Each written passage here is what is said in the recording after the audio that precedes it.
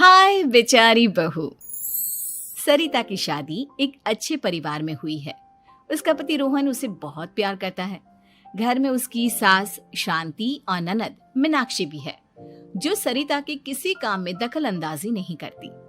लेकिन फिर भी सरिता को ऐसा लगता है कि दुनिया की सबसे ज्यादा बेचारी बहू वही है और सबसे ज्यादा अत्याचार उसी पर हो रहा है। माँ जी, ये लीजिए आपकी चाय। अरे बहू, तूने इतनी ज्यादा चीनी क्यों डाल दी चाय में? हाय हाय माँ जी, मैंने तो उतनी ही मीठी बनाई है जितनी मीठी आपको पसंद है। माँ जी, आपको तो मेरे हाथ की चाय अच्छी ही नहीं लगती। जब देखो कुछ न कुछ कमी निकाल ही देती हो। अरे बहू, तू एक बात के पीछे ही पड़ जाती है। मैंने ऐसा कब कहा कि तू रोज चाय खराब बनाती है? सरिता अपने कमरे में चली जाती है और फोन उठाकर अपनी माँ से बात करती है। हेलो माँ, कैसी हो आप? क्या कर रही हो? मैं तो ठीक हूँ, पर तू बता, तेरा मूड कैसा है? तेरी आवाज से लग रहा है कि कुछ तो हुआ है तेरे ससुराल में। अरे क्या बताऊँ माँ, यहाँ तो हर समय मेरे साथ बहुत बुरा व्यवहार होता है।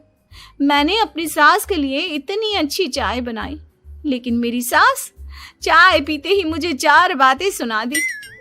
बेटी, तू इतनी छोटी छोटी बातों पर ध्यान ही क्यों देती हो? तुम्हारी सास ने कुछ बोल भी दिया तो क्या हो गया, वो बड़ी है ना तुझसे। माँ ने इतना समझाया, लेकिन इस बात का सरिता पर कोई असर नहीं हुआ। अपनी बेचारी बहू की छवि वो बदलना ही नहीं चाहती। अगली सुबह सब नाश्ते के टेबल पर बैठकर नाश्ता कर रहे थे, तभी सरिता ने अपने पति से कहा, सुनिए जी, मुझे ना आज बाजार से कुछ सामान लेकर आना है। आज आप ऑफिस से आने के बाद मुझे लेकर चलना ना। भाभी, मुझे भी कुछ किताबें खरीदनी है। आप दोनों जा ही रहे हो तो मेरी किताबें भी ले आना। लो, अभी तो बात ही की है बाजार जाने की, तो एक फरमाइश आ गई। माँ जी, आप भी बता दो कुछ, और हाँ, मोहल्ले वालों से भी बोल दो अगर वो कुछ मंगवाना चाहते हो तो। बेचारी मीनाक्षी अपना सा मुंह लेकर रह गई। ये सब देखकर रोहन से चुप नहीं रह गया और वो गुस्से में बोला, सरिता, क्या हो गया है तुम्हें? मीनाक्षी ने तो सिर्फ किताबों के लिए बोला है। तुम्हें मीनाक्षी से इस तरह से बात नहीं करनी चाहिए। माफी मांगो उससे अभी। क्या? मैं माफी मांगू? दिन भर आपके घर के काम करूं मैं, आपकी और आपके घर वालों की बातें सुनूं मैं, और अब माफी भी मैं मांगू? ऐसा कभी नहीं हो सकता। ये बोलकर सरिता वहां से चली जाती है। एक दिन उनकी पड़ोसन घर आती है। अरे सरिता, क्या कर रही है? और क्या करूंगी भाभी जी, बस घर का काम ही कर रही हूँ। आप बताओ कैसे आना हुआ? अरे मैं तो तुम्हारा हालचाल पूछने आई थी, लेकिन तुम तो बिजी लग रही हो। कोई बात नहीं, मैं बाद में आ जाऊंगी। और क्या करूं भाभी जी, जब से शादी होकर आई हूँ ना, बस काम ही कर रही हूँ। और इस घर में ना कोई मेरी कदर नहीं करता। पति है जो बस घर से ऑफिस, ऑफिस से घर। ननद को तो कॉलेज से फुर्सत नहीं। बची सास तो उनका सारा समय मेरी गलतियां निकालने में लग जाता है। अरे ये क्या कह रही हो सरिता?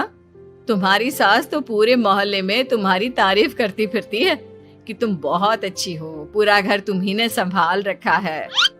हाँ तो क्या हुआ, इसमें गलत क्या कहती है? सच्ची तो कहती है। मेरी मर्जी के बिना इस घर का पत्ता भी नहीं हिलता। शाम को जब रोहन घर आया तो उसने सबसे कहा, कल हम सबको मौसी जी के घर जाना है। उनकी बेटी की शादी है। सब अपनी अपनी पैकिंग कर लो, सुबह होते ही निकल जाएंगे। और सरिता, तुम कान खोलकर सुन लो, वहां जाकर किसी की बुराई भलाई शुरू मत कर देना, नहीं तो मुझसे बुरा कोई नहीं होगा। हाय हाय जी, आप तो ऐसे कह रहे हो जैसे मैं सुबह शाम सबकी बुराई करती फिरती हूँ। आज तक कोई कह नहीं सकता कि मैंने किसी के पीठ पीछे किसी के बारे में कोई बुरी बात बोली हो तो। अरे बस बहू, बात को और ज्यादा आगे मत बढ़ा। हमें सब पता है तू हमारे साथ क्या व्यवहार करती है। ये बात घर तक रखना, शादी में किसी को कुछ मत बोलना, नहीं तो सब कहेंगे कि शांति की बहू कितना बोलती है। हाँ हाँ, सब कुछ तो मैं ही बोलती हूँ ना। आप लोग तो हर समय फूलों की बारिश करते रहते हो मेरे ऊपर। सारी गलती मेरी है जो मैं इस घर में आई। सबका कितना ध्यान रखती हूँ, लेकिन फिर भी मेरी तो आप लोगों की नजर में कोई कदर ही नहीं है। अगली सुबह सब लोग मौसी जी के घर पर चले जाते हैं। वहां पर शादी का माहौल होता है, सब जगह चहल पहल होती है, बहुत सारे मेहमान आए हैं। सरिता को वहां बहुत अच्छा लग रहा है। वो अपने मन में सोचती है, यहाँ कितना अच्छा लग रहा है, कितनी रौनक है। मैं यहाँ किसी से ज्यादा बात नहीं करूंगी। अगर मेरे मुंह से कुछ ऐसा वैसा निकल गया तो रोहन जी तो मुझसे गुस्सा हो जाएंगी। सरिता ये सब सोच ही रही थी कि वहां रोहन की कजिन साक्षी आ गई और सरिता से बोली, आप सरिता भाभी हो ना? जितना आपके बारे में सुना था आप तो उससे भी ज्यादा सुंदर हो। हाँ वो तो है, मेरी सुंदरता की तारीफ सब करते हैं। मेरे मायके में तो सब यही बोलते हैं कि रोहन जी की किस्मत बहुत अच्छी है जिन्हें मैं मिली। लेकिन आप कौन है? मैंने आपको पहचाना नहीं। मैं रोहन भैया की कजिन हूँ।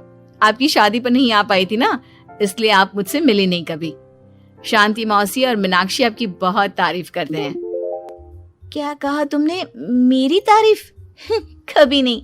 मेरे ससुराल वाले कभी मेरी तारीफ कर ही नहीं सकते।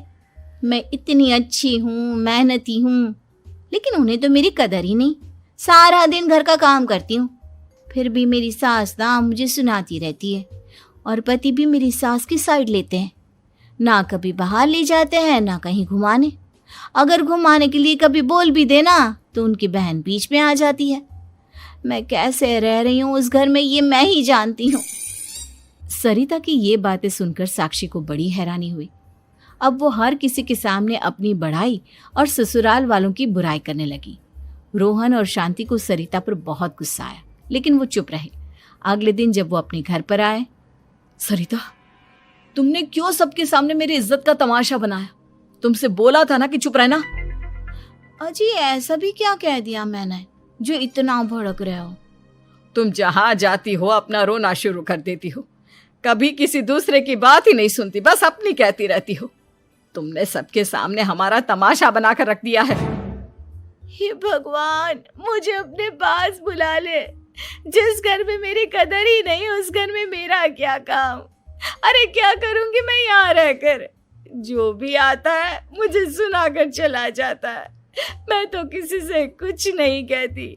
सीधी सादी बहू मिल गई है ना सबको, तो जो जी में आए वो करो। सरिता ने अपने आगे किसी को कुछ बोलने ही नहीं दिया और उस दिन भी उसने सबके सामने खुद को बेचारी बना ही दिया। अगले दिन मीनाक्षी कॉलेज के लिए लेट हो रही थी, इसलिए वो हर काम जल्दी जल्दी कर रही थी। अपना नाश्ता लेने किचन में गई और पतीले में रखे गरम दूध को गिलास में डालने लगी। दूध का पतीला उसके हाथ से छूट गया और गरम गरम दूध उसके हाथ पर गिर गया। ओए माँ, हाय मेरा हाथ, माँ मेरा हाथ जल गया। मीनाक्षी की आवाज सुनकर सरिता दौड़ती हुई आई। ये क्या किया तुमने? तुम्हें नाश्ता चाहिए था तो मुझसे बोल देती, मैं क्या मना कर देती? अब पता नहीं कितने दिन की मुसीबत पाल ली तुमने। सरिता मीनाक्षी को उसके कमरे में ले गई और उसका बहुत ख्याल रखा।